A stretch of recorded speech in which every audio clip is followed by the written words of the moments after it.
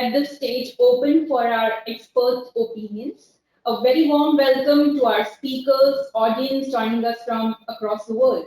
I am Ranisha with Future Market Insights, and I'm really glad to moderate this roundtable that is in association with Dr. Reddy's lab, DolCas Biotech, Nutraland USA, and Dabur India Limited.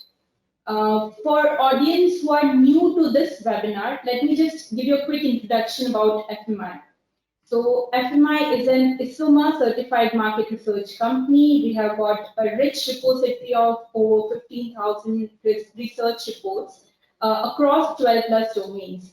And in addition to being rich with data and intelligence, we also enjoy a client base that includes 80% of the Forbes 1000 enterprises. And we have a retention rate of 75%. Also, we have a high client satisfaction rate of 4.9 out of 5, which makes us a clutch leader for business consulting. In order to sum it up, I would gladly say that research, analysis, thought leadership, and client-centric approach has always been the default success metrics for FMI. So for FMI, quality research and intelligence is a differentiator, but it has also become our new normal. Now, let me walk you through our research process. We have a set and dedicated approach to developing a research report. As you can see it from the PPT, and this helps us to ensure that whatever data we roll out to our clients, that is accurate, and it is backed with only quality insights. FMI is generally known for our, thought leadership campaigns that we have organized in the past. And given our thought leaderships, we have received many awards and recognitions. One of the most recent awards was the Asia Pacific TV Awards that we have received for our plant-based food revolution campaign. Audience, if you are new to this webinar, let me tell you that you can revisit all these webinars from our events page. Okay. Now, let me quickly introduce our speakers. We have Nandini Roy Chaudhary, who is client partner with FMI. Hello, Nandini. Hi, Ronak. Hi, everyone. Yeah. Next up, we have Dr. Baidyanath Mishra, who is heading the R&D healthcare segment for Dabur India. Hello, sir. Hello to all of you, and welcome. Next up, we have Jean Bruno, the Chief Scientific Officer for Nutraland USA. Hey, everyone. Okay. Next up, we have Arvind Shukla, the VP and Business Head for India and Emerging Markets with Dr. Reddy. Hello, everyone.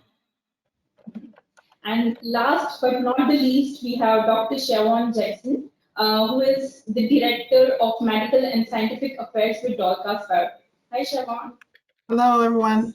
Thank you. Okay. Now I think it's time to bring nutraceuticals into the foreground, like literally and metaphorically. I'll tell you what I think about nutraceuticals. So I believe liquid, capsules, powder, pills have become the thing of the past. And that is because when we put a capsule or a pill on the table, consumers are not very much ready to consume it. That is because of the perception that it might require a specialized perfection. However, that is not the case with the nutraceuticals that I see today. The new normal in nutraceuticals for me are candies, jellies, flavored slushy, and that too without trading it with excess sugar. And that what brings consumers the delight. Hence, the keyword that I would assign to nutraceutical industry of today would be tasteful health. I'm sure all of you might have a different interpretation. And before we get to the interpretations of our speakers, let me give a quick announcement. Okay, so after the webinar, we are going to launch an exciting white paper which covers the challenges of players who want to expand in the nutraceutical industry. So this white paper is going to really help those players. And audience, you are going to get it issued by the end of the next week, along with the recording of the webinar and the deck that is presented by our speakers. So all of this you are going to get after the webinar, and you can expect it by the end of the next week. Okay. Let me also put across a few guidelines before we begin with our webinar. Audience, you are going to be muted throughout the session, and if you have any questions, you can raise them in the console that is available. I tried to cover as many questions as we can, but given that we have like very busy speakers, we might miss out on some of the questions. But rest assured, we are going to get back to you. All right, let's take the session to Dr. Mishra. Dr. Mishra, when you see nutraceuticals up close under the lens of, let's say, research and development, how do you perceive it? Oh, first of all, thank you, Ronak, asking such a beautiful question. The nutraceutical boundary is now unlimited. Like any product meets its quality and efficacy. As rightly you said, that fun-loving product. It may be now the sphere has increased. Like beyond the tablet, capsule, emulsion, the time has come towards like new dosage forms of gummies, chews, and then mouth dissolving strips. And then also has come also the patches in the mouth for the different mouth ulcers. So the boundary of nutraceutical has gone up, and also the expectation from consumers also gone up, because they also need that anything I should take, it should have certain efficacy and it should provide me better safety. So the boundaries of R&D nutraceutical has enormously grown up, and thanks to the international or global regulatory authorities who are also demanding, like to provide the beautiful sphere of or bringing the new guidelines of the R&Ds, and that is why the scope of R&Ds, quality control, quality assurances has gone like anything in the global market. So that is why my presentation also selected the same line as of now today. So can we go ahead, Ronak? Sure. Okay, next slide, please. See what happens, like whenever, like this is a very colloquial language, we say, like what are the nutraceuticals? Always we say, lot of YouTubes, lot of books, lot of textbooks also say that what are nutraceutical? Many people say, are these are food? Are they a drug? Or they are just for the market for human health, like anybody can peel and pop? Or they are fragile soap bubbles, because whenever you go for the new fancy type of nutraceutical available in the Middle East or into the Southeastern market, those we can see a lot of fancy type of products. So what are these? If people usually ask.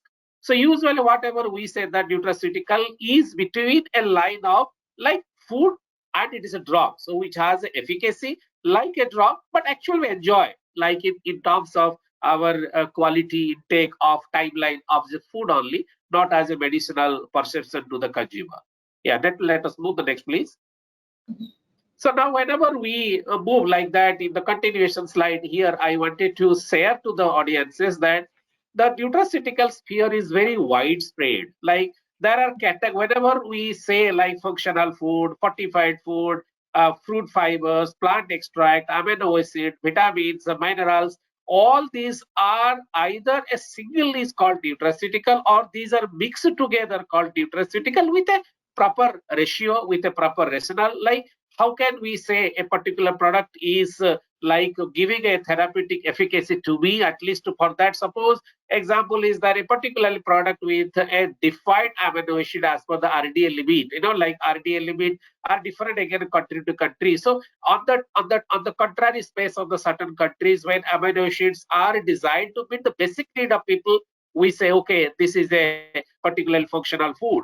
And whenever we say, okay, these are all added with the plant extract and minerals, vitamin to be little bit more disease specific, then we can define as a nutraceutical. In some countries also, they say, okay, we are adding all those things. Can it be little bit more to meet my medical condition? Then those categories under the food for special medical uses, and then food for special dietary uses. So depending on that classification, the wide sphere of R&D has gone to world market emergently.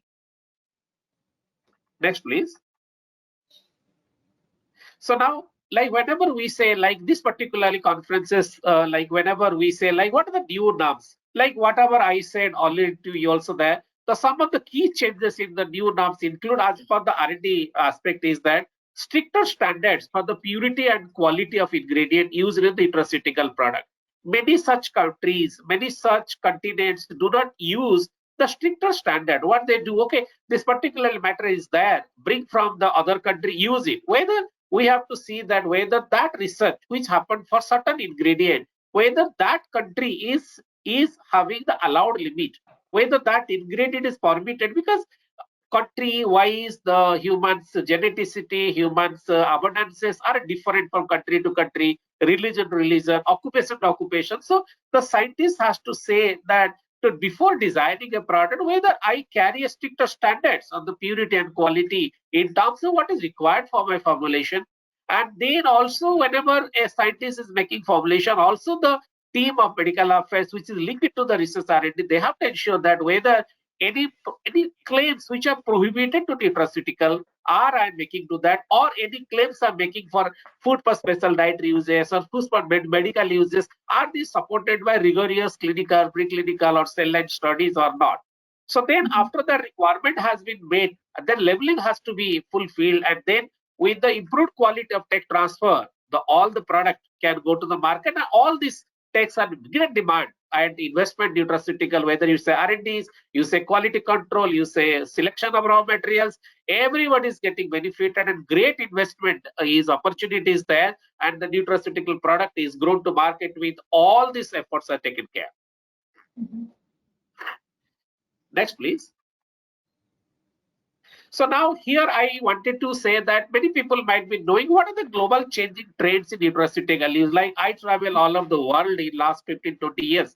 So whatever I have done from a personal experiences, what people take the nutraceutical, whether go to Europe, you go to UK, you go to the Middle East, or you go to Central Africa, or go to Central America, or the Southeastern countries. Usually people, I need to train that, okay, allergy and nutraceutical is one of the major people, people of the different type of nutraceutical to remain safe that I am allergen free, which was an emerging during the pre-COVID timings and COVID timings.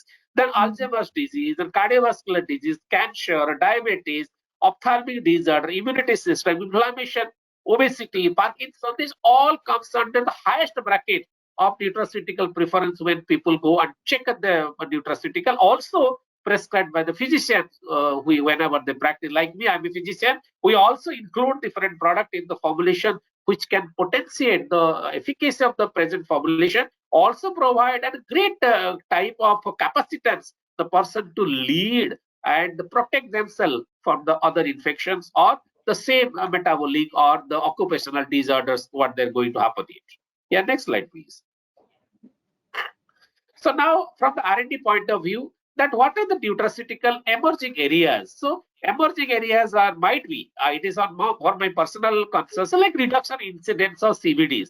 Like for example, we are developing a certain molecule in our Dabur. We are developing certain molecule which are derived from a specific ingredient which are given as a 10 to 50 mg as an co-prescription or a single therapy for the dyslipidemia, or it can hemorrhagic arteries, or it may be like hemorrhoids. So whether the reduction of incident CVDs usually takes some prices, cataracts, pregnancy, joint bone, and then cancer is like I can say there are India and abroad also there are various companies who are expertise in clinical nutrition who provides a specialized protein powder during the radiotherapy, during the chemotherapy and other things. So like the emerging areas nutraceutical for my sect should be wide, but these are the shortlisted which people come and check. Educated mass, I'm talking I'm not talking about the food supplements here. Yeah, next please. So now what happened, whenever we have seen these are the areas, then what are the product advancement and innovation creating a positive outlook for the market? So various product innovations such as development of liquid capsules. Just now we have said the different formats like capsule. Already we know that capsules are hard capsules which are vegetarian or gelatin, but it contains different powders, different granules, okay? But now the nutraceutical market has come up like, can we feel the omega-3 fatty acid inside the oil? Can I feel the flaxseed oil which contains omega-3 fatty acids? Can I feel the vitamin E which is coming in wheat germ oil, which is liquid fiber, which is liquid capsule? We can gummies, we can oral dissolving strips, we can go for skin patches, oral sprays. Oral sprays has a big market whenever emerged nutraceutical during COVID timing. when B1 mixes B12 and the zinc was given as oral spray for its protection for the deficiencies for the immunity creations. Then evolving extraction technology, like whenever we are looking for such type of innovative product, where my doses are limited, I have to add only 50 milligram, or if I'm going for patches, we can go for 10 milligram. So what happens? I have to design my extract, the plant extract or the botanical extract or the fruit extract, or we have to give the micronutrient which are much more micronized. That is why we have to follow the supercritical extract, spray dried fruit powder, vegetables, other botanical support, and which is needing of the higher R&Ds. Different companies are looking for that, and absolutely last 10 years we can see a lot of APIs come forward with such type of fine to finer, supporting to the formulation. Yeah, next slide, please. So now again, the new nutraceutical R&D, what can be happen? Like from that about the 4 or 5 slides, I should say that food or component of the food that provides health and medicinal benefit, including the prevention and treatment diseases, is to be defined as a nutraceutical. And in that, what happened? We are targeting like nanoparticle, we are targeting mitochondria, can be key target for efficiency and safety of nutra, basically for the nutraceutical, which are designed to provide the growth and designed to provide the quick energies. Like there is a botanical plant available in Kerala, part of the India, and also Malaysia, which are designed that if you are peeping a 100 milligram of that fine extract, that can provide a beautiful energy when during the time of heat and during time of humidity, all the climatic provide person can get a great energy, particularly for that. So can we go for genomic and proteomic mechanism? So these are all, advancement of new nutraceutical R&Ds are looking at. We are the scientists are working together to provide enormous scientific based nutraceutical to global market. Next slide, Tantra, please. So now people say, what are the boundaries of nutraceutical? Absolute, as a scientist, I should say that there is no boundary of a nutraceutical, enormous. So nutraceutical product refers to the derived from the herbal product, minerals, vitamins, dietary substances, which are consumed for the physiological benefit or boost immunity against disease. And there's a measure we share the definition. Nutraceutical are widely used to delay aging, improve health, prevent chronic diseases, increase life expectancy, increase metabolism. So all this one segment is $1 billion question. So I should say that boundary of nutraceutical is endless. Next slide, please.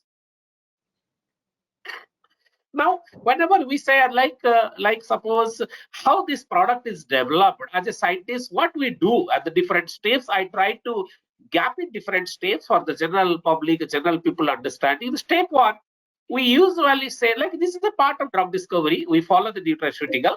So like in the step 1, we say that critically evaluate the scientific and ethnomedical literature related to the botanicals or natural product we studied or any ingredient for the nutraceutical. In step 2, we acquire, authenticate the natural product material using the good agricultural practice. Then step 3, we go for determine mechanism of action and identify active compounds. In step 4, we go for chemical and biological standardization, one of the biggest tasks we are about to do. Step 5, observation, metabolism, bioavailability, active compound, that we can go for cell line study, that we can in vitro studies. Then step 6, we go for the preclinical assays of inhibition, reduction of drug metabolism, enzymes and transporter, depending on the indication, depending on the composition, rationale of the product. Step 7, we go for the preparation GMP, like whether we need a class 1 lakh certified unit, or I need an airtight container unit, where I need a purification, what should be water standard, what should be air standard, what should be machinery standard, so that we evaluate the GMP compliance. Then we go for the production, and then production it goes for the clinical trial. After clinical trial, it goes for the regulatory clearances for the new drug approvals, or it is a existing product approval, novel drug approval, novel food approval. Once approval happens, then go to production and commercial. So altogether, the stage 1 to stage 2 can take up to 8 to 10 years, from 1 year to 8 to 10 years, depending on the disease, depending on the segment, depending on composition, whatever we can say. Yeah, next slide, Chandra, please. So this is a complex mechanism of new nutraceutical development. Like how do we do? Like is in R&D structure. Like we go for food matrix selection, we go for bioavailable fractioning, then biological function. What I said that this only I made a graphical presentation for better understanding. We can discuss more when the time permit to us. Tanda, next slide, please.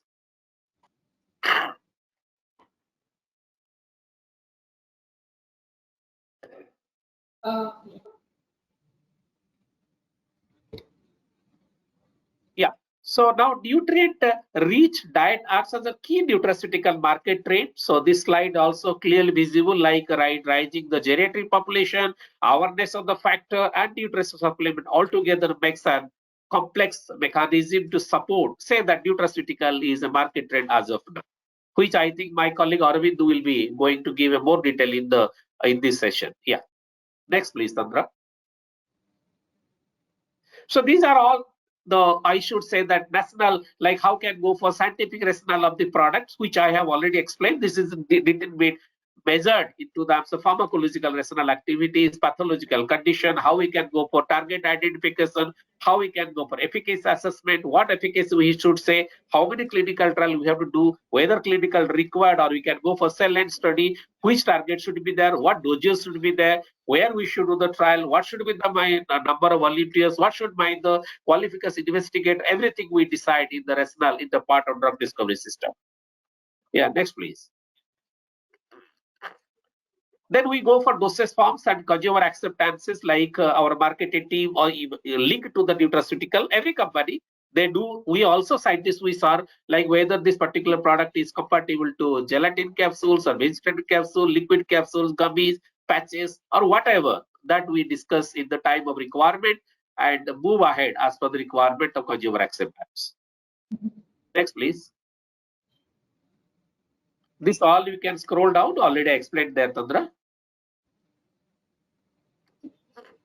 This is a bioaccessibility of active ingredient, how the bioactive is distinct properties, how this is already taken, what happens if you are going for the 1 day to PD or 5D, how you can make it different type oral bolus. So these are all part of the R&D, what we discuss, that we can discuss in some other presentation or question comes, we are ready to give the reply.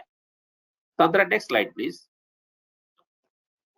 So now there is a requirement whenever we are discussing that what should be the nutraceutical. Everybody said that okay, pharmacovigilance is there. Whether you have a nutrivigilance, I should propose that nutrivigilance should be started because there are a lot of reactions unreported, a lot of adverse reaction unreported. People say, okay, nutraceutical, what should I do?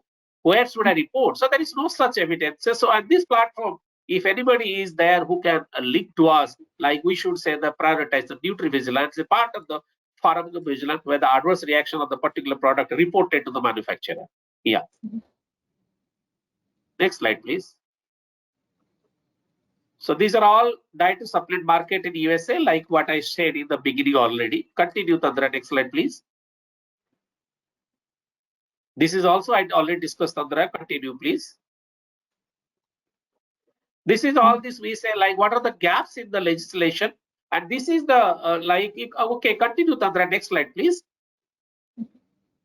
This is what I am saying, that many people are not conscious, like whether what is my contaminants, whether my pesticide, what is mycotoxins, what is my heavy metals are usually available. Many people, many companies, many formulators are not aware. So by this slide presentation, I should request all my formulator scientist team that please take care of the contaminant, pesticide, mycotoxin. Many laboratories do not do, but we have to insist for a safe and efficacious nutraceutical product to the global market. Yeah, next slide, please.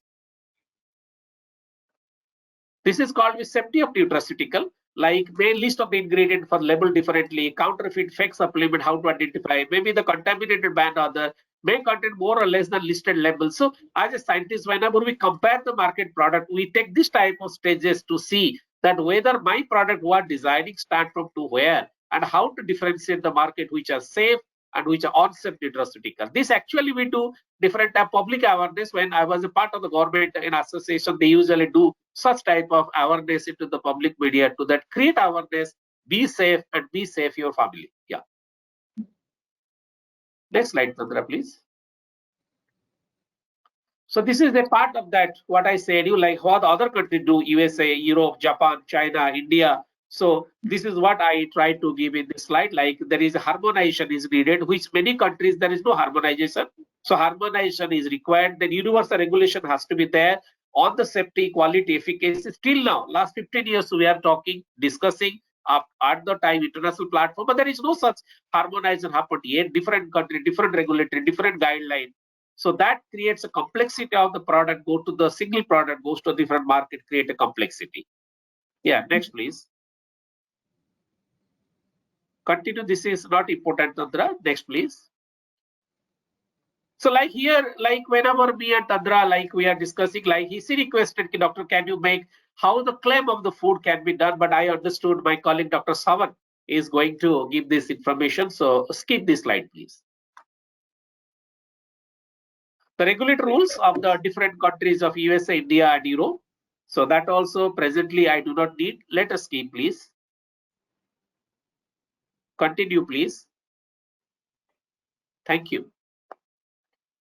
I think that's an interesting and responsible way to look at the nutraceutical industry, and I'm sure there's more to come in the future. Thank you. Thank you. Thank you. Okay, let's take it to Jean. Hi, Jean. Hello. Yeah. So, as a chief scientific officer, you must be, surrounded by innovations that come in all shapes and sizes. So, what meaning would you give to the nutraceutical industry? What meaning I'd give to the whole new normal in nutraceutical. I echo a lot of what our previous speaker had to say. There's so much new research. Having been in this industry for 44 years, I've seen everything from snake oil up to the most amazing, well-researched nutraceuticals that can have a huge impact on human health.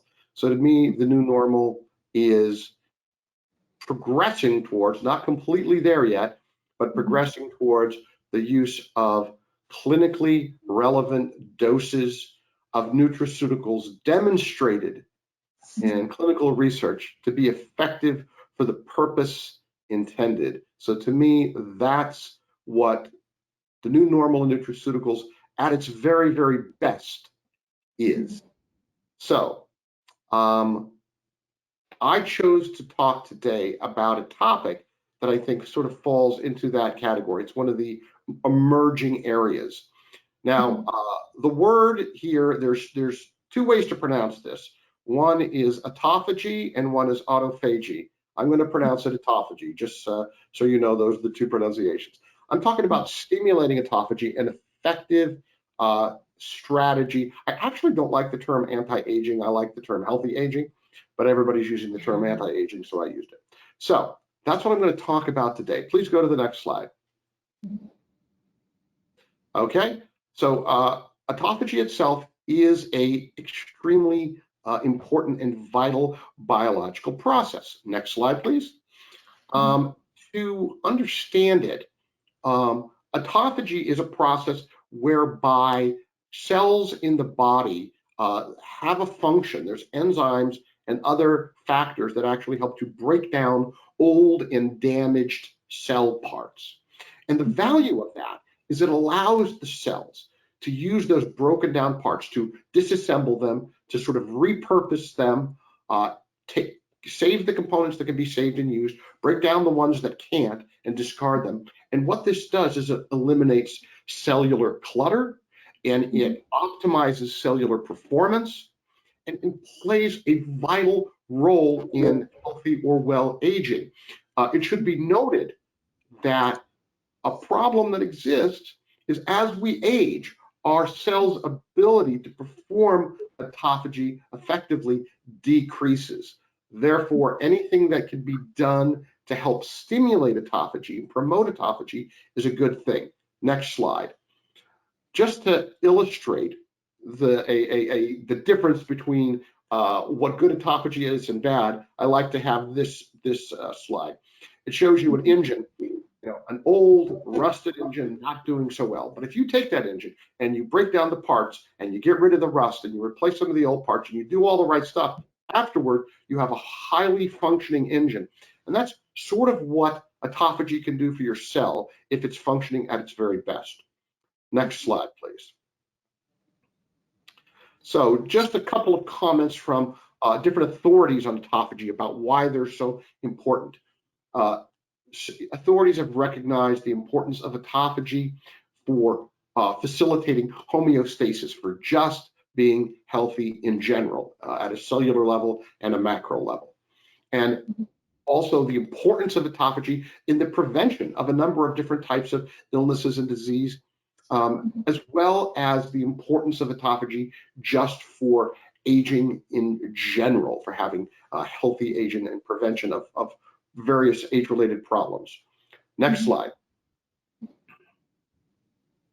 Now, what I'm going to talk about today is spermidine and polyamines, of which spermidine is one, because this is a autophagy promoter. So next slide, please. So polyamines are organic compounds, and they are present in every single living cell, and they're found in foods as well. The major polyamines are spermidine, spermine, and putrescine. And they play a lot of important roles. One role is they increase autophagy, which is awesome. In a population research over a period of 20 years, spermidine intake in particular, and polyamine intake in general, it was found to reduce mortality in many, many people. So it had a very profound effect. And it was found to inhibit age-associated pathologies, to help inhibit pro-inflammatory activity, and to extend the lifespan of mice. It's also been found in mice to protect against a decrease in telomere length. Telomeres are those little stretches of DNA at the end of our chromosomes that are sacrificial DNA, that every time our cell divides, it chops a little bit of it off. And so when you don't have any more, your cells can't divide, and basically you die. So what happens here is, if you can keep some of your telomere length, then that bodes well for a healthy lifespan.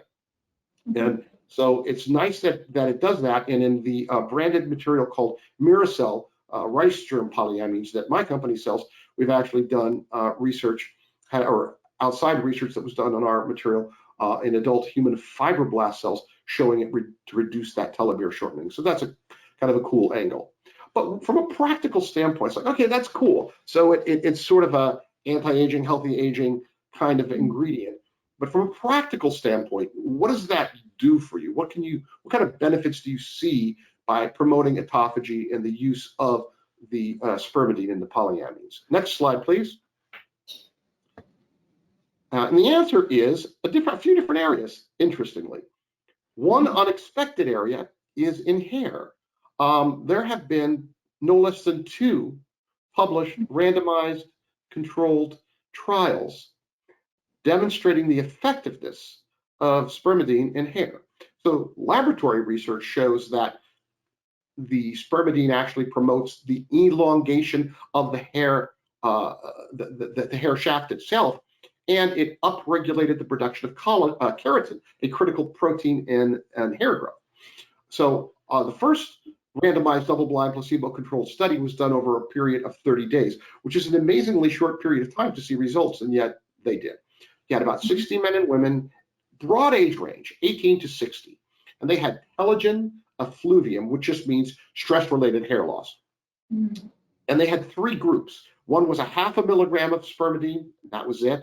Another group was 0.5 milligram of spermidine in combination with a few other nutrients. And the third group was placebo. Next slide. The results were that there was a reduction in hair loss, a reduction in an increase in the diameter of the hair stem, meaning hair thickening, and importantly, an increase in the anagen phase, which is the hair growth phase. And if you look at the different groups, the spermidine alone group had a 17% increase, very meaningful. If you added some of the additional nutrients with it, 20% increase. And the placebo group didn't perform quite so well. Next slide. One of the things that's important is in the dietary supplement industry, at least in the United States, is even though supplements are often used in the treatment of disease or medical conditions, it's not supposed to officially be used for that purpose from a regulatory perspective. And so anytime you see, a disease population was used, and that's what you're relying on your research for, it's just a little bit tricky. So it's always nice when you see a healthy population used. Well, in this study, randomized, double-blind, placebo-controlled, 6-month study, it was a study on healthy men and women. These people did not have any hair loss issues. But to be clear, we lose hair all the time. Okay, you brush your hair, you look at your comb or your brush, there's hair in it. You take a shower, you look at the drain, there's hair. That's a normal hair shedding process. Some people shed more hair than others. And so if you can reduce that hair shedding or do anything else, that means, maybe a little more hair or better quality hair. So in this group, that same 0.5 milligram of spermidine in combination with that same other group of nutrients or a placebo was given. And they found that with the spermidine and the nutrients, there was an increase in the number of anagen hair follicles, an increase in cellular proliferation of hair follicles, decreased apoptosis or cellular hair death, and no loss of hair in the supplement group compared to a loss of hair in 68% of the placebo group after 6 months. So that was pretty meaningful research and nice because it was done in a healthy population.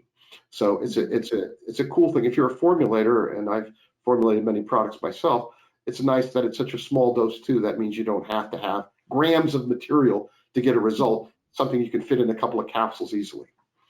Okay, next slide, please. But of course, that's not the only thing that I have to apologize to you. I think that the layout here looks like it got kind of weird. I sent over the PowerPoint, but some of the wording got kind of crunched up. But anyway, I think you can still see it. Anyway, there's also research on spermidine for cognitive function. So we all know, listen, your memory function is less efficient as your age increases. And this is due in part to changes in the connections between nerve cells, also known as neurons. Spermidine operates at the synapses of those nerve cells where they communicate, promoting autophagy-dependent regulation of specializations there. And what that translates into is better memory function. In a randomized double-blind 2-group study over 3 months, 92 men and women, their age groups were 60 to 96, who had mild to moderate dementia, received either 1.9 milligrams a day or 3.3 milligrams a day of spermidine, and they found significantly improved cognitive function at the 3.3 milligram level. Very cool. Next slide. Another study is a randomized double-blind placebo-controlled study, also done in aging people, men and women 60 to 80 years old. These were subjects with subjective cognitive decline, lower dose, 1.2 milligrams a day. Now, again, this wasn't people with outright dementia, but just some cognitive decline. And the results were improvements in memory performance and in mnemonic discrimination, which is being able to differentiate between new stimuli or new information and older or previously encountered information. And then also there was a human population study, not as impressive as a randomized clinical trial, but in 815 participants where they looked at the spermidine intake from food. And the results were that the risk of cognitive impairment decreased with higher spermidine intake, and you had greater improvements in cognition with higher spermidine intake. So again, you're looking at some areas of here, with hair and cognitive that are reflective of what happens when you have good autophagy going on. Next slide. Of course, there's also some research. Again, it's an open label trial, not a randomized control trial. Still very interesting results. And it was a smaller one, 15 adults that were healthy.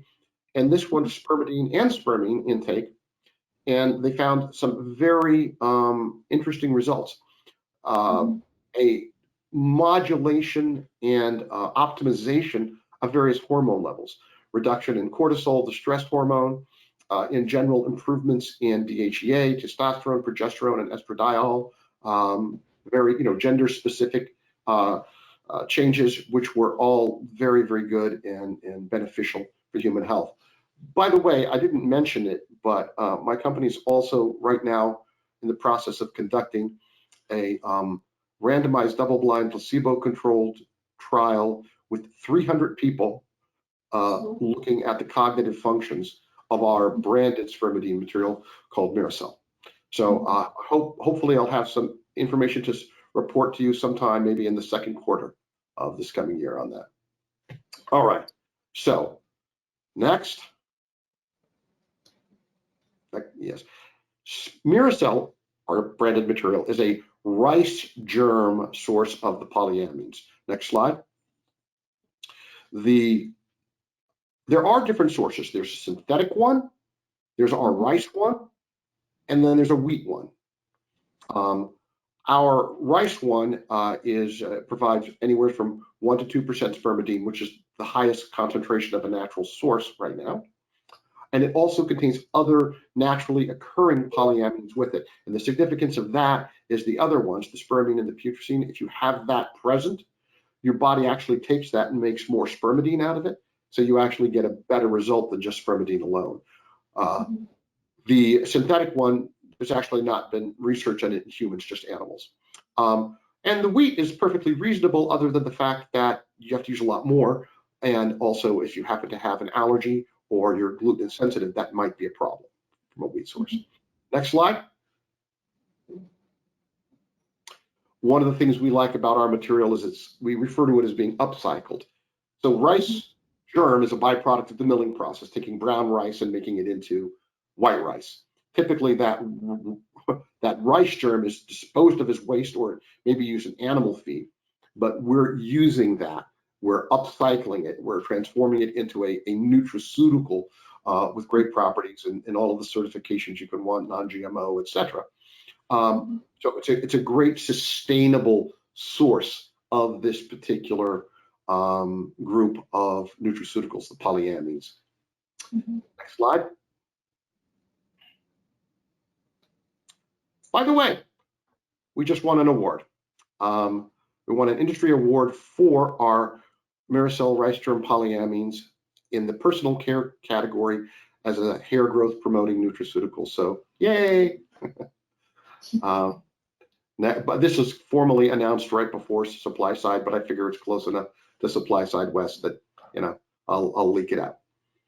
Next slide. And that's it. Thank you very much. If you've got questions, general science questions, that's how you reach me. If you got general questions about, see what specs or sales information, that's where you can call. Thank you.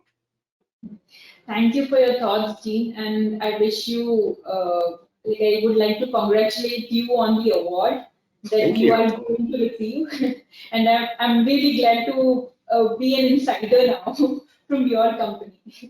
Thank you so much. Yeah. Okay.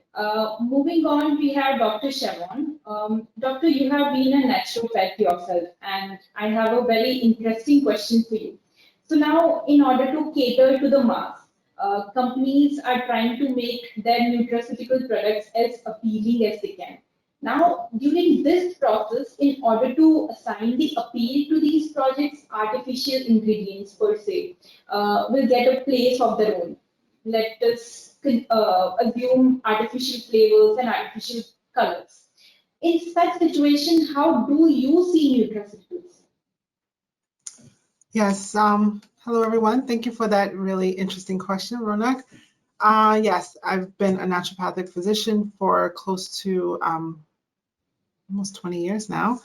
And so I have had direct interface with the consumer as well as a patient interface. And I think the use of artificial sweeteners and artificial ingredients have, it's had a bad rap over time. And I do believe that they have concern, especially in sensitive populations. And as we move into developing nutraceuticals and different, platform technologies or developing bio-enhanced ingredients, developing different delivery systems. This is something that we have to take into consideration. We have to minimize as much as possible because the consumer is savvy. They understand the connection to those things in terms of, pushing hypersensitivity, conditions in children, having some impact on cognition, on detox mechanisms. So I do believe that as we continue to advance the science on nutraceuticals, we must try to stay as aligned to natural, as aligned to things not being too complicated, too fancy, in terms of an additive perspective, because people still want the core material without having things that will trigger them as well. Very good. So I'm excited to talk to you guys today about something called caloric restriction mimetic compounds. I'm going to use the phrase CRM for short. I am the Director of Medical and Scientific Affairs with DolCas Biotech, and I am talking about this idea of CRMs to move us away from this concept of anti-aging. Gene just mentioned that he's not a fan of that term, and healthy aging is really the new normal. This has actually been a term that's been suggested by the World Health Organization because we understand that there is a gap between living long and living long healthfully. And I think we prefer to live long healthfully, right? There was an interesting article that came out that got a lot of news a few years back where this author said they rather live to 75, right? 75 was good enough because they didn't want to face what they had seen in their parents, older family members, the decline that's so protracted that it makes the end of life, even if you live it longer, not nice. So this concept of how do we close that gap from living long, but living long well, right? Changing anti-aging category to healthy aging category. So we're going to take a page out of the book of fasting. Everybody knows about fasting. This is a very interesting concept from a nutritional dietary standpoint, intermittent fasting. I think everyone has heard of that. And we're going to see how nutraceuticals can help us do this, have greater compliance, and do it better. So can you please move forward with the next slide? So I sort of introduced this concept already. This idea of living free from disease towards the end of our lives is really called health span, right? It's differentiated from lifespan. Lifespan is how long we live. Health span is how long we live it without, say, the top 10 causes of death in the world. That's cardiovascular disease, diabetes, cancers, cognitive decline like Alzheimer's, chronic kidney disease, pulmonary conditions. How do we live life towards the end as close as possible healthfully? What we do in terms of this concept is they look at these top 10 causes of death. They look at how many people are dying from them and at what age they're dying from. And we're going to see some numbers that are very shocking. Essentially, in the US, it's about 15 years we're spending not well at the end of life. And globally, it's about 10. On average, it's about 20% of our life. That's a lot to just give up.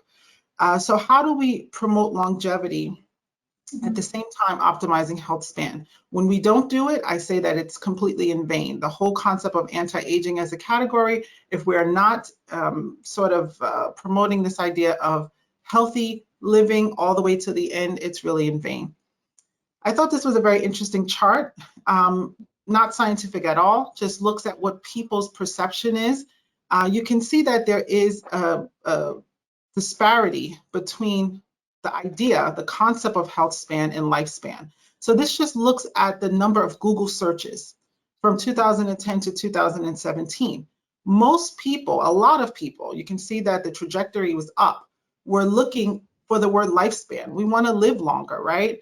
But no one had even the idea, the concept that health span was different from that.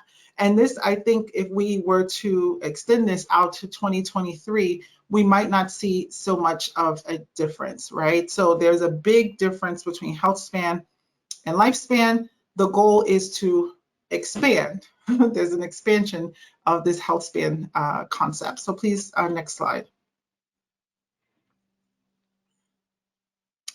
All right, so these are the numbers that I was talking about. When we look at people are living on average in the US to around 79 years old. But health span, looking at those top 10 causes of diseases, looking at the incidence or how prevalent they are, like cardiovascular disease ranks the highest, around 600,000 deaths per year.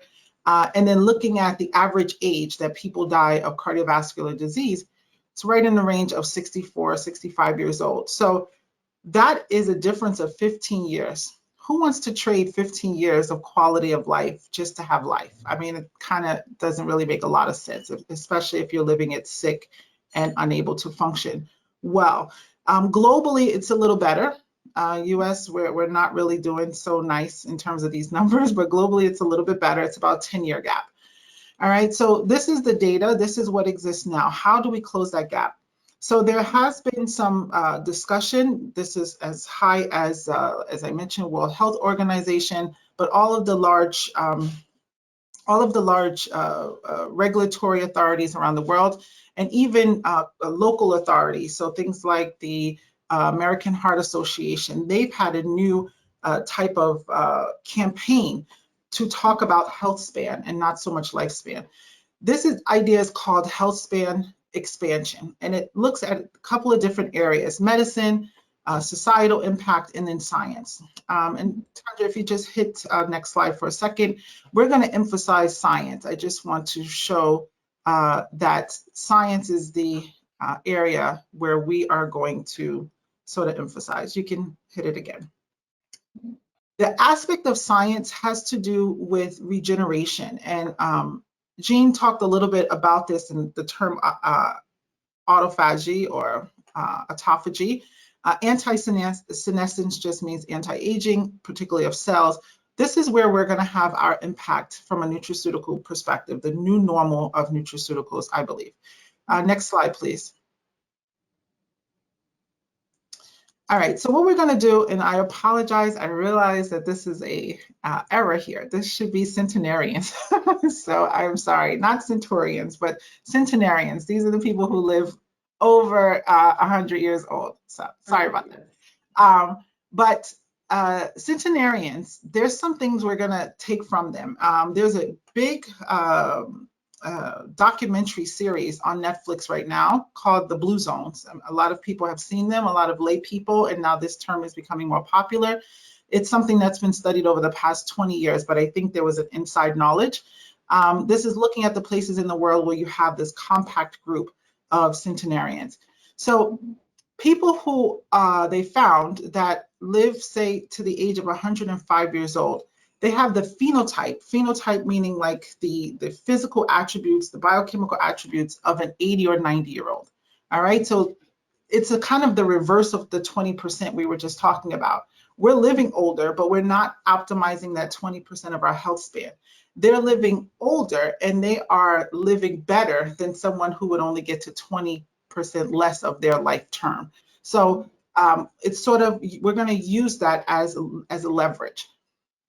They spend less time in life with disability. They have reduced morbidity.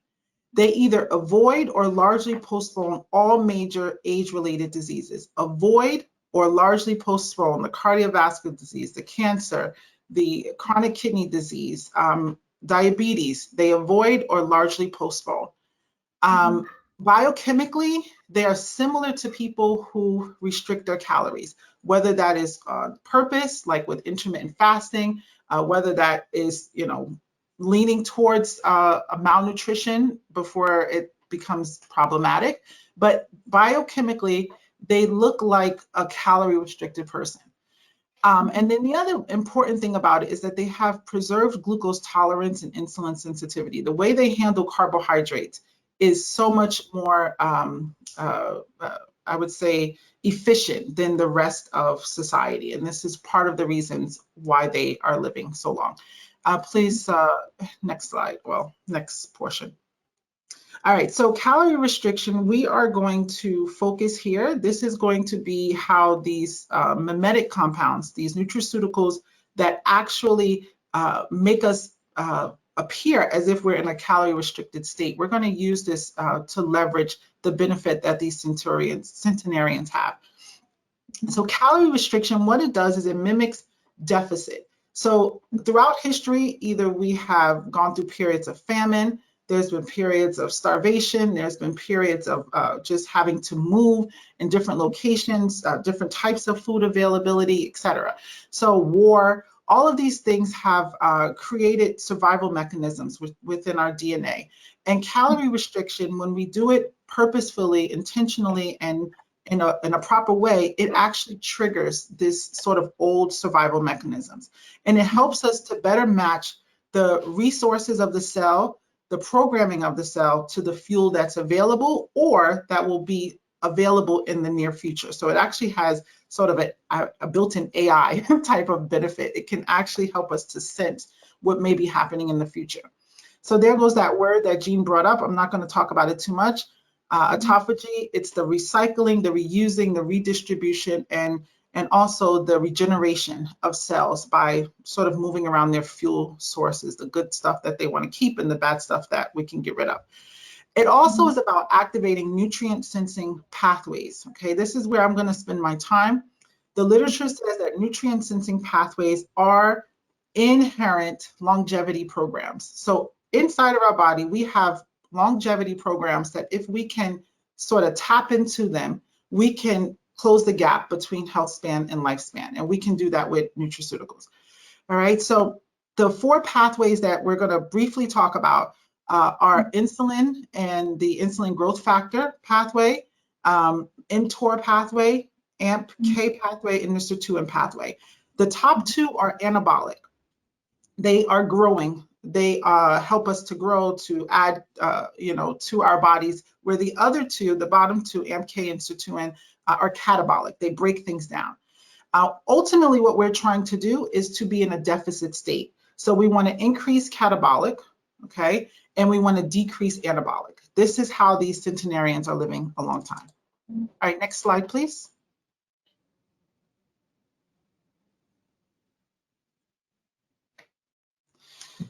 So caloric restriction has been sort of specified in many, many research papers as the most robust intervention we have to close the gap between lifespan and health span.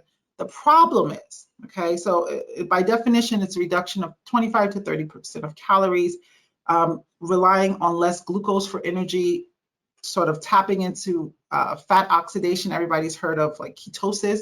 So this is part of what caloric restriction does for us. The benefits of it is that it helps our mitochondria, the powerhouses of the cell, work better. It decreases free radicals, oxidative stress. It induces autophagy, as we talked about. And then those are the benefits, right? But there are risks associated with it, especially when you are going to start talking about anti-aging formulas, promoting these formulas to a aging population. Aging populations already are possibly dealing with malnutrition. So to ask them to reduce their calories by 25% it could potentially create a problem. We know that one of the downsides of caloric restriction is immune depression. So this can also be problematic for an aging population. The most, I would say, biggest concern of caloric restriction as a dietary type of program is that the compliance is low. And this is why nutraceuticals will be the next new normal in terms of getting the benefits of caloric restriction in a way that is high compliance. Okay, so you can see here in the Journal of Physiology, they sort of talked about this, doing chronic caloric restriction. It works really well. Habitual exercise, it sort of puts us in that similar state of caloric restriction. But the problem is those are less practical and low compliance. But if you do things like intermittent fasting is one of those ways that you can get the benefits of reducing calories without really reducing your calories, just closing in the time that you eat in a day. And then the biggest area here is pharmaceuticals and nutraceuticals, okay? These are calorie restriction mimetic compounds. Next slide, please.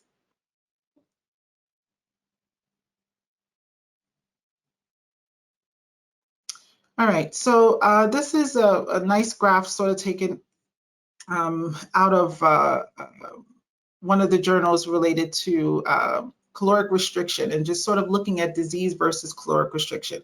There's a lot going on in here. I'm not going to talk about all of the different aspects, but these would be the manifestations of aging here in this column, and then caloric restriction to the right, looking at the physiological effects and then the molecular effects. Next slide, please, or next portion of this slide. Nutraceutical CRMs are going to work on a couple of these components. Some of the physiological aspects like fasting and reducing fasting insulin levels by decreasing nutrient signaling and by increasing the pathways, the ones that I told you guys are called longevity programs, okay, by activating those longevity programs. Those are how nutraceuticals are going to work to mimic caloric restriction and help us with closing the gap between health span and lifespan. Okay, next slide, please. All right, so nutraceutical mimetics by definition are targeted natural compounds that help to induce a metabolic state of food shortage, essentially caloric restriction. They help to preserve glucose tolerance and enhance insulin sensitivity. Didn't we say that was one of the markers of the people who live to be over 100? All right. When you take a CRM in, caloric restriction mimetic compound, a nutraceutical, those mimetic compounds, depending on how they work, will have a couple of effects, a couple of direct effects, and then a couple of, and at least one indirect effect that we know. The direct effects have to do with whether they are considered upstream CRMs or downstream CRMs. Upstream CRMs, they sort of have to do with reducing the amount of energy production. So you might take the CRM and you may take a plate of pasta or rice. The upstream CRMs are going to sort of minimize how much of that carbohydrate gets turned into energy. Okay, so there are some compounds here that have been known for quite a while. I would say the upstream CRMs have been on the market. Things like glucosamine, D-glucosamine has a benefit where part of D-glucosamine is actually utilized and a larger part of it kind of goes out of the digestive tract and has an effect on the microbiome, increasing certain bacteria like Akkermansia, which is really important for blood sugar management. Chitosan works on glucose, but chitosan also primarily works on lipids. So you consume those fats, but they don't get turned into energy. Okay, so we call those upstream CRMs. Both chitosan and glucosamine not only work on the upstream side, minimizing the amount of energy that comes from the foods that we eat, but they also activate these longevity programs as well, those two specifically. Something called resistant starch is another upstream CRM. It sort of acts like a pharmaceutical, acarbose, where you take, you consume the carbs, but it doesn't turn into glucose or into the energy, essentially. D-allulose, this is really important for those of us who are turning these active ingredients and formulations into gummies and into the formulations that are more consumer friendly or sort of crossover, gummies and chocolates and beverages and things that we talked about. So a lot of times sweeteners come into the mix. And D-allulose is one of those sweeteners that it actually acts like a CRM. It minimizes the amount of the sugar converting into energy. And it has some benefit in terms of improving sort of lifespan when they've studied it. Apple polyphenols are another upstream CRM. Downstream CRMs, as we mentioned, are activating the longevity programs. Stacks are called collectively sirtuin activating compounds. We'll talk about that in a second. There's NAD precursors like nicotinamide, NR, which is also very popular these days, and then various polyphenols with the specification that they actually absorb, so with enhanced bioavailability. Next slide, please.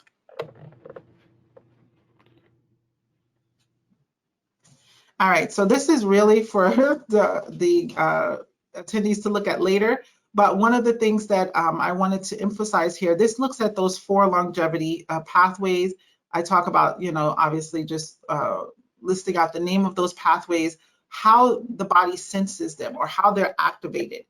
So we talk about that there. So sirtuin and AMPK, those 2 longevity programs, they're activated during a low energy state. So when we're fasting or when energy is low, remember those are the catabolic pathways, whereas IGF and mTOR are the anabolic pathways in a fed state. So either stimulated by glucose or stimulated by, say, amino acids. Those are activated. So we want to accentuate these 2 pathways, and we want to inhibit or minimize these 2 pathways, give or take.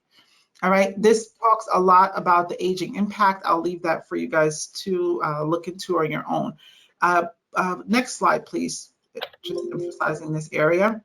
So the nutraceutical caloric, I'm sorry, back again, please. This area, so you can see here that the focus of my my deck here is really just to bring our attention to the actives that are playing in this space, right? I didn't talk about dosages, I didn't talk about studies, but these are the actives that are playing in these spaces. So when we are thinking about having longevity formulas or developing formulas for aging population, these are some of the actives that we want to be looking into, and then understanding how they're working. So again, the sort of underbedding of this presentation is not just throwing things together in an anti-aging formula anymore. We want to have informed formulation, right? Where we know what we're doing, why we're doing it, how we compare with different things, and the actions that we expect it to have. So again, we'll go into this a little bit more in the last slide. Next slide, please. All right, so in terms of new product development, so new product development with these nutraceutical CR mimetics or CRMs, there's a few things that the research is saying that we want to take into consideration. Synergism is very likely, okay? So an example is resveratrol, which is a SIRT1 activator, all right? And that's one of those catabolic pathways. And then spermidine, which Jean brought up, is an mTOR inhibitor. And so pairing those 2, because they are sort of in different pathways, actually will give you a greater benefit, all right? So again, informing our formulations, not just doing things haphazardly. These are the longevity program mechanisms that we want to start pairing and seeing how they work together. A holistic perspective, again, being a naturopathic physician and working with patients, it's not just about the supplements, okay? That's our world, but supplements a healthy lifestyle, a healthy diet, right? It's to go on top of it, not instead of. So the research says that CRMs, nutraceutical CRMs, work best in the presence of an exercise regimen and even intermittent fasting on some level, okay? So it enhances the effect of the nutraceutical. So talking about these CRMs in the context of holistic living. Anti-aging category positioning. So I think our next speaker, Arvind, is going to be talking maybe more from the marketing side. So this is something that sort of increases the idea of marketing. How does marketing get involved with these changes from anti-aging to healthy aging formulations? We may have to do more education, okay? So the research says that when you apply the CRMs over the term of the lifespan, right, from a very young age, they don't work as well. They need to be really where the problem areas begin. So they are better when they're applied in midlife stages, before the adverse effects or the symptoms associated with the disease arise, but not from the beginning of life. And that's what we've determined from animal studies. So how does marketing get involved in that? Do we have line extensions? Do we have new and improved formulas using those CRMs as anchor ingredients? And then the last point here in the last slide to follow has to do with target expression. So I just listed all of those CRMs in the slide or 2 before, you know, just talking about where they fit within those 4 longevity programs. But the research also says that using these CRM mimetics, these healthy aging compounds, it should be done in a target expression enhanced way, or the application should be based off of the target being expressed, not sort of proactively, but when the expression is happening, that's when those targeted nutrients should be available. This speaks to precision versus kitchen sink formulation. An example of this is salicylic acid. So salicylic acid we know is aspirin. All right, but we know that aspirin does have cardioprotection. They usually recommend it as soon as you turn 50. You should be taking a baby aspirin per day. But how about that concept with a small amount of, say, white willow bark in a cardioprotective formula that may give us this sort of a benefit? Last slide, please. So what I did in this last slide is I sort of took from the literature where it sort of takes a lot of those nutraceuticals that I mentioned along the different pathways that they are going to activate, those longevity programs, and then putting them in the area of focus in terms of product development, in terms of categories. So neuroprotection, liver protection, cardioprotection, et cetera, et cetera. So many of them I just listed. The ones in red are the ones that we call bona fide CRMs. Bona fide meaning the evidence is there, we know for sure.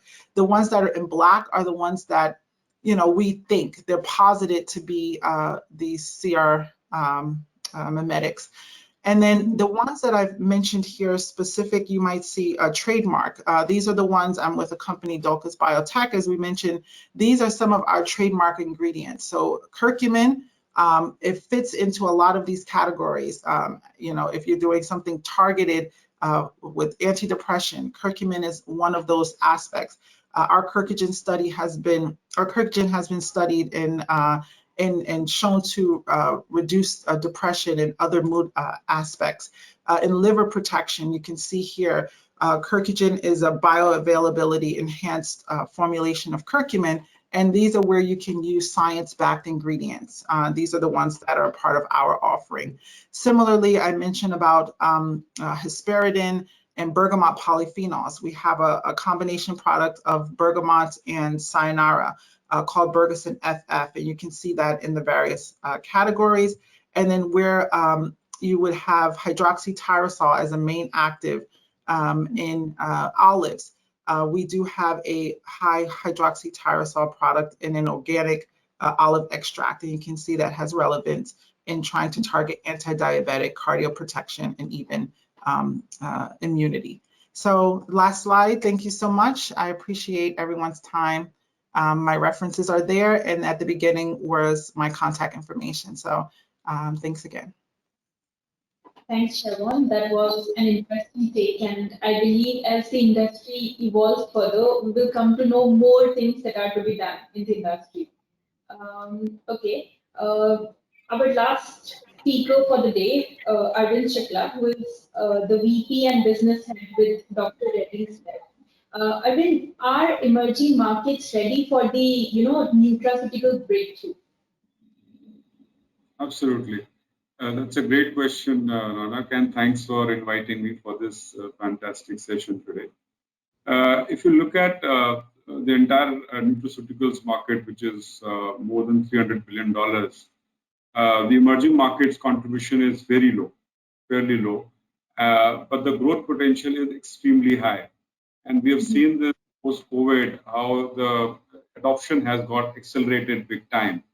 I think it's important that how people become aware about the kind of products which are available, the supply chain becomes impactful, the pricing goes down for them, and there is a lot of evidence which gets built over a period of time, and that is what will drive sales specifically for nutraceuticals in emerging markets. And I think with the young population and also combination of aging population in countries like Japan and specifically in China, there is huge potential for nutraceuticals across the brand. Moving on to the presentation, can you move to the next slide? Sure. Whole idea which I wanted to talk about from a nutraceuticals point of view was that initially when nutraceuticals was conceived, it was more from a micronutrient deficiency. Most of the part of the developed world had micronutrient deficiency, but now I think more than a decade, it is the medical nutrition therapy which has got evolved and hence nutraceuticals role has got straddled now from illness to wellness. And I think speakers have talked about it, but whether you take a disease state, whether it is more from a hospital nutrition, if someone is suffering with cancer, critical care, any kind of a dialysis, there is a nutraceutical product, and I will try and elaborate with the case example.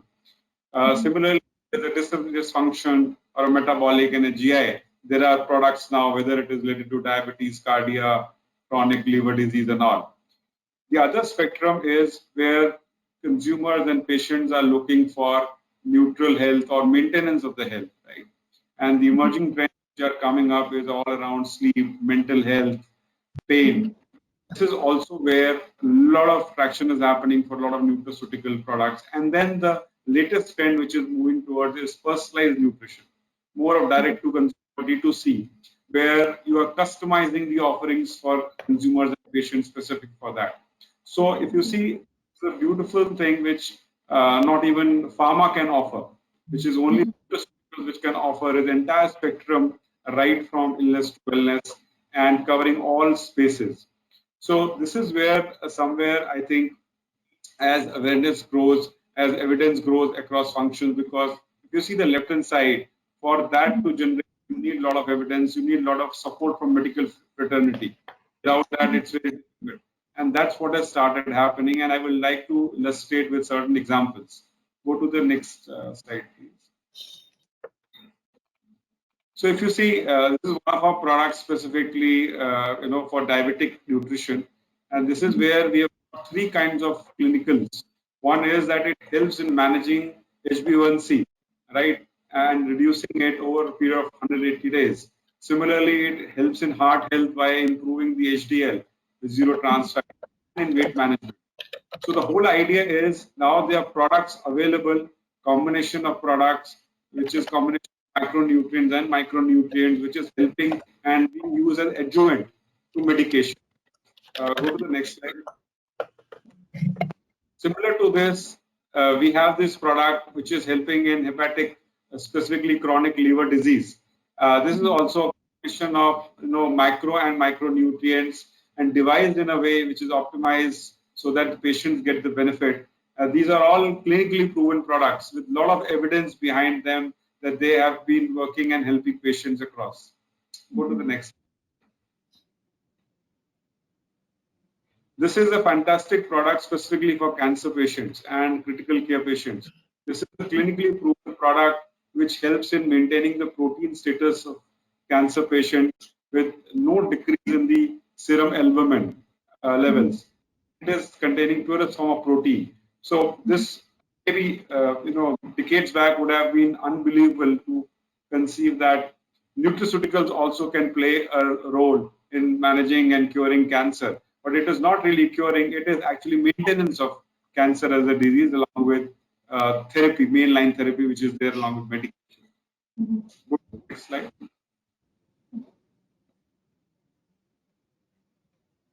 Similarly, for the patients who are under dialysis or under ICU, these are fantastic products which are catering to that. Earlier, these patients used to be on home diet, and which was very difficult. And we all know the protein energy malnutrition is very, very high among these patients, right? So this is where these products, specifically the medical nutrition therapy, has really helped. Now, if I move to the next slide, if you see this product, this is the gummies product. Go to the next slide, please, which is specifically designed for kids, right? Now we have to another spectrum where we're talking about immunity as a key space, and this is having well-immune fiber, which is helping clinically proven to reduce the upper respiratory tract infections. Not only this, also has a lot of probiotics. So I think the whole idea I'm trying to cover is that we already have products. It's not which is there evidence-based, and I think what we have seen, at least in the market, is that if we have evidence, these products are a lot of traction, and there is a great opportunity for other products as well. Go to the next. So overall, if you look at what are the key steps or things which we need to ensure from a nutraceutical point of view, I think the first important thing is credibility. Somewhere the belief in consumers and patients is it's a placebo, and whether it is working or not. And this is where the evidence, the clinically proven evidence is absolutely essential for most of the products, or it has to have certain backing from medical fraternity, which helps in building this credibility. This is, I think the awareness levels are still very low. As we talked about in markets, it is still world, but in specific emerging markets, in markets like India, it's still there. So influencers, whether it is the key opinion leaders or whether it is the social influencers, dietitians, nutritionists, will have to play a very, very important role in driving awareness for nutraceuticals. I think previous speakers have talked at length about quality of the product. I think there are many markets in the world where quality gets compromised and hence we don't see the efficacy. So building good products is absolutely essential for nutraceuticals to grow, and that is where quality manufacturing will play a big role. Definitely India has a big role, just like pharma is being across the world. I think nutraceuticals, if it is supported by the government with certain PLI schemes, can also deliver across the world. The other aspect is accessibility. I think still it's not available. With the boom of e-commerce, we will see that nutraceuticals growth will also get multifold. It's important that it is easily accessible and also affordable, right? The pricing also has to go down. The importance of it also happens that the discovery is very important of new ingredients. And I think with artificial intelligence and machine learning, there will be a lot of ingredients which will get discovered in the due process. I think regulatory is very important. Harmonizing across all markets is important. Most of the markets have different regulations, which makes it very difficult. This impacts the launch of various products across markets and also impacts the cost. So regulatory is very important from unlocking growth for nutraceutical. And finally, if all this has happened, we would be able to deliver value to consumers and at the best cost. So that's all from me. Thank you. Thanks for this, Arvind. That really helped understand what to expect from the emerging markets. We have got Nandini, our senior client partner, and Nandini has a very important role to play in this webinar.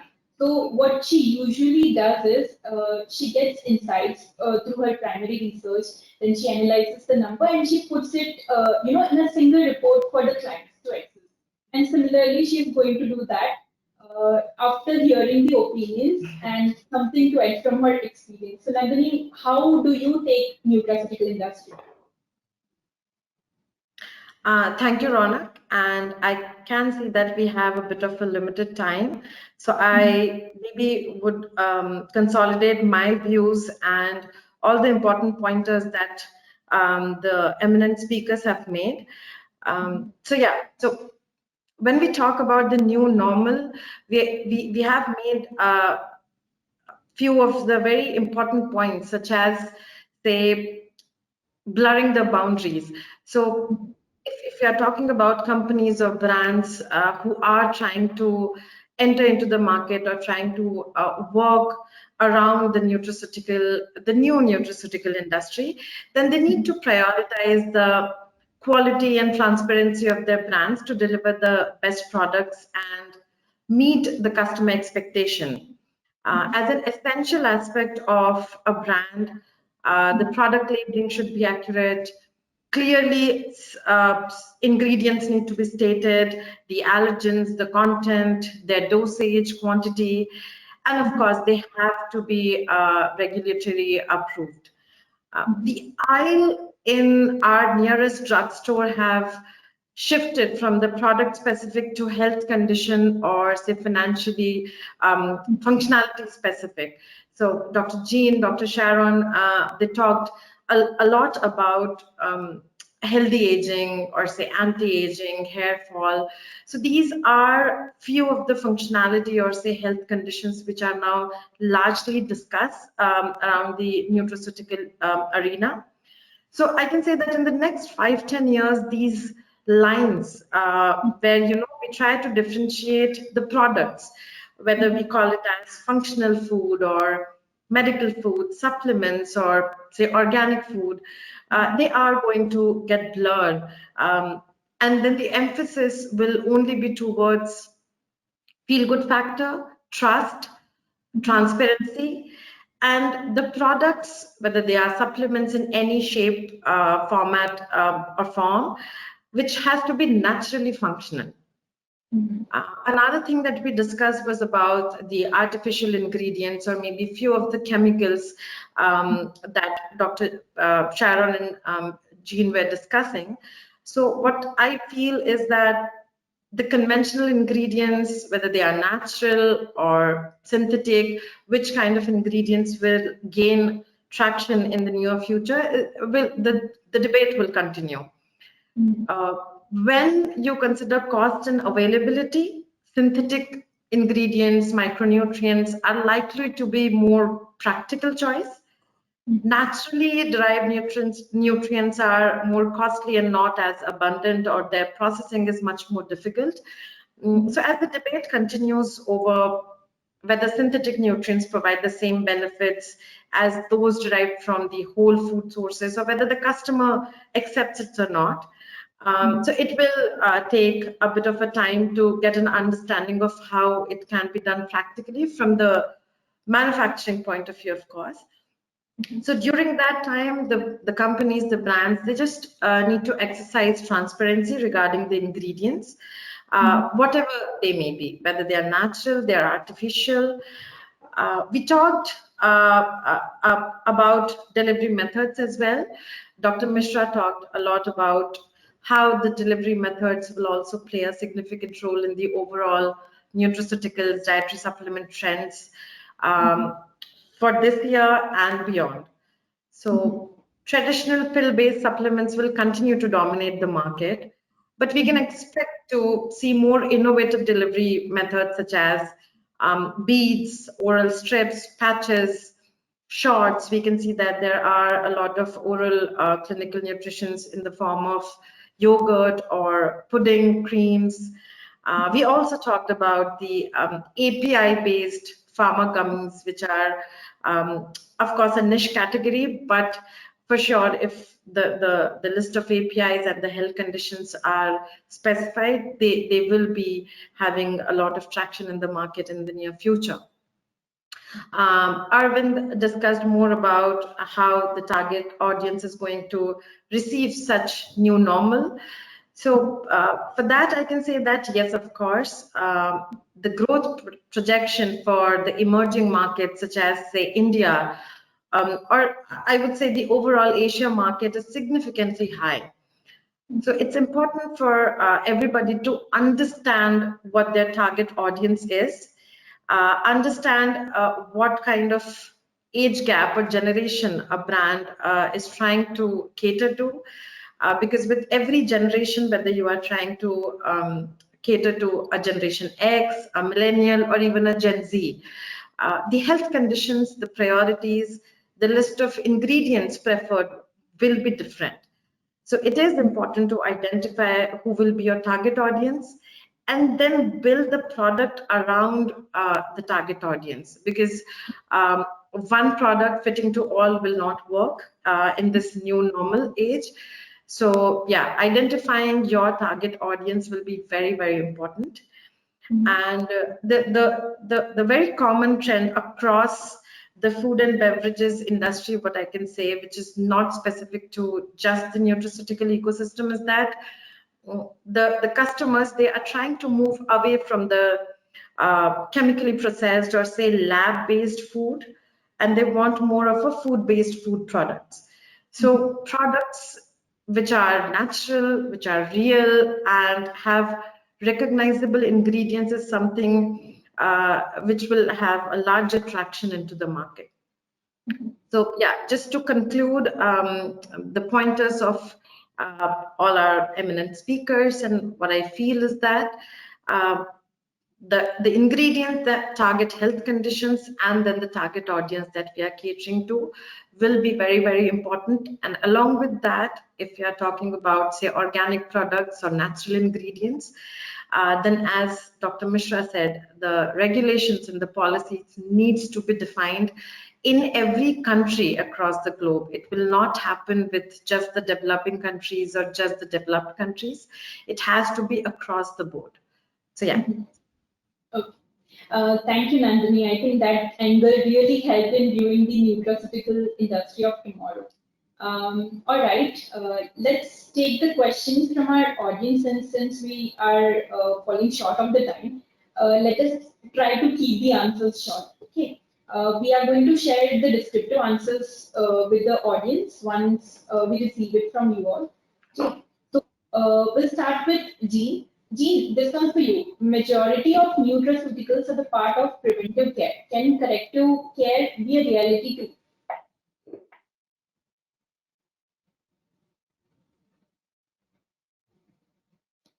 Hello? Sorry, could you repeat that one more time? I had a little difficulty hearing you. Sure. So we have got the first question for you. It says majority of nutraceuticals are the part of preventive care. So can corrective care be a reality too? Yeah, so, you know, when I started in the industry in 1979, I was in retail. I was managing retail's vitamin stores. And I noted that when people came in, they either came in to use supplements as a preventive or as a specific treatment for something. Could be arthritis, could have been diabetes, could have been they wanted to lose weight, whatever it was. And the truth of the matter is, I think that most people actually are using it for a specific health concern. Human nature is don't do anything about it until it's a problem and then start trying to do something about it. It's obviously so much better to use something as a preventive.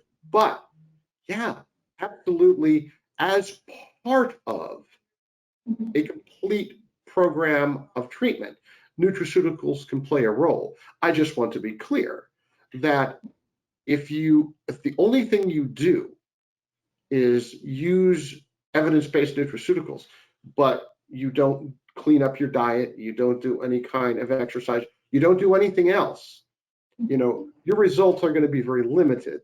But if you do the other things and you add the nutraceuticals to it, yes, absolutely. I believe strongly from the evidence I've seen and the studies I've read that nutraceuticals can play a profound role in helping to contribute toward the disease and medical treatment.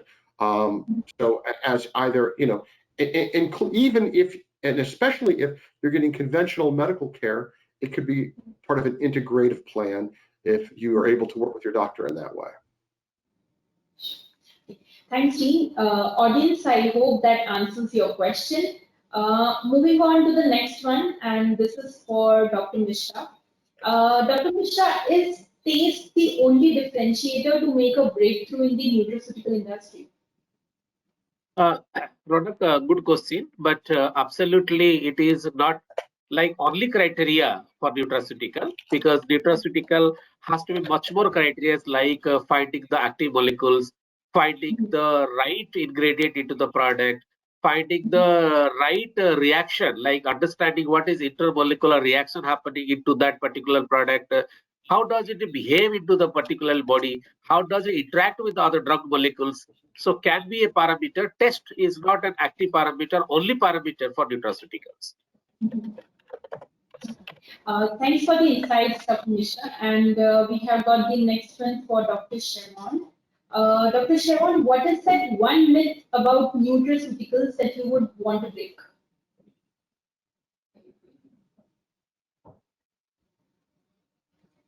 I think there is some issue with the audio.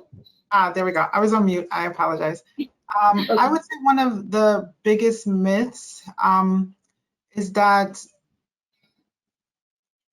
everything works for everyone, or that, it doesn't matter where you get the product from. You can just go to any store and pick up this, whatever, B vitamin or turmeric or what have you. I think that the understanding that, you know, I think the consumer doesn't understand quality, the behind the scenes aspect. Even I would say as a physician with a specialty in natural products and natural medicine, even myself, I didn't understand the complexity of our market and what goes into developing a product from the quality aspect, from the efficacy standpoint. So I believe that consumers think that, you know, as long as it's the ingredient that they're looking for, that the brand doesn't matter, maybe the science doesn't matter, oh, it's all the same, and that, you know, it can be applied from one brand or one place to the next. I think that might be the biggest myth. Quality matters, science matters, and you should follow that in terms of your buying and your decision-making process. And I think you'll wind up with something, you know, worthy at the end. Thanks, Dr. Shavon. Okay, we'll take the last one now, and this is for Arvind. Arvind, how different will be the pricing strategy for established and emerging markets? That's a great question, Rana. So, essentially, in the developed markets, obviously there is a good price premium versus emerging markets. Emerging market penetration levels are very low, so you need to start with affordable pricing to break the price barrier. As we can clearly see, what is premium in emerging markets would be something like mass premium in the world and developed markets. But over a period of time, with global supply chain and cost optimization, there is fairly possible that the price table will also go up here in emerging markets and profitability will increase, hopefully. But as we can clearly see from a pricing strategy point of view, if someone has to play in the emerging markets, you need to have products across the range, whether it is a premium, mass premium, or affordable. In the developed markets, primarily it is the premium and the mass premium which is operating and growing at the fast pace. Okay. Thank you, Arvind. And I think on this note, we should wrap up our roundtable. Just to add my key takeaway, I would say opportunities are abound. A lot has been done, and there's a lot more to be done. So nutraceutical is an emerging market, and we just want to know how attractive and lucrative it can turn out in the future. All right, thank you everybody for your time. Dear speakers, Jean, Arvind, Dr. Shavon, Dr. Mishra, Nandini, have a great day and evening, everyone. Thank you, Thank everyone. you. Thank you, Rana. Thank you. Bye-bye. Bye.